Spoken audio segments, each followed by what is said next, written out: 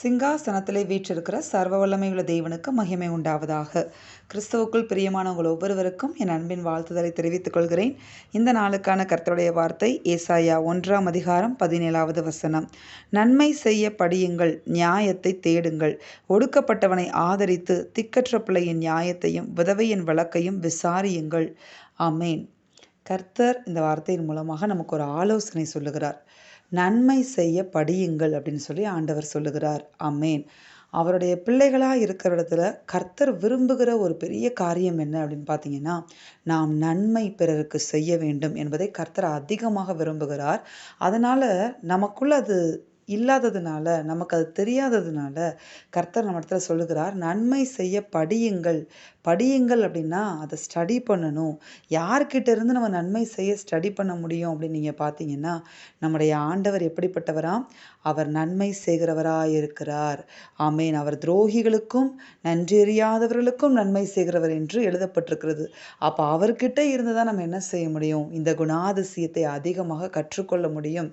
ஆமேன். எப்படி பூவோடு சேர்ந்த நாரும் மணக்கிறது அப்படின்னு சொல்றாங்களோ, ஆண்டவர் சொல்லியிருக்கிறார், நீங்க திராட்சை செடி நானே திராட்சை செடி, நீங்கள் கொடிகள் என்று சொல்லியிருக்கிறார். அப்போ நம்ம அவர்கிட்ட அட்டாச்சாக இருக்கும்போது, ஐக்கியமாக இருக்கும்போது, நம்மளும் என்ன செய்ய ஆரம்பித்து விடுவோம்னு பார்த்தீங்கன்னா, நன்மை செய்கிறவர்களாய் மாறிவிடுவோம். அவரை போல பிறருக்கு நன்மை செய்கிறவர்களாய் மாறிவிடுவோம். அவரை போல துரோகிகளுக்கும் நன்றறியாதவங்க நம்ம கூட இருப்பாங்க இல்லையா, அவங்களுக்கும் நன்மை செய்கிறவர்களாக நாம் மாறிவிடுவோம். அதனால் யார்கிட்டேருந்து நன்மை செய்ய நம்ம கற்றுக்கொள்ள முடியும்னு பார்த்தீங்கன்னா, நீங்கள் எவ்வளவுக்கு உங்களை ரட்சித்த தேவனோடு, உங்களுக்காக ஜீவன் கொடுத்தவரோடு நீங்க ஐக்கியமா இருக்கிறீங்களோ, அவ்வளவுக்கு அவ்வளவாய் நீங்கள் நன்மை செய்ய படித்து கொள்ளுவீர்கள், ஆரம்பித்து விடுவீர்கள், அதை செயல்படுத்தி கொண்டே இருப்பீர்கள். ஆமேன்.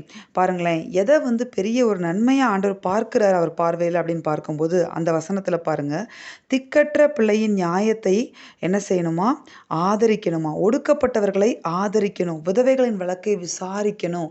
அப்ப திக்கற்ற பிள்ளைகளை ஆதரிக்கிறது, விதவைகளை விசாரிக்கிறது, ஒடுக்கப்பட்டவர்களுக்கெல்லாம் நம்ம நன்மை செய்கிறத கர்த்தர் விரும்புகிறார். இப்படிப்பட்ட ஜனங்கள் மேல கர்த்தர் கரிசனையுள்ளவர்களாய் இருக்கிறார்.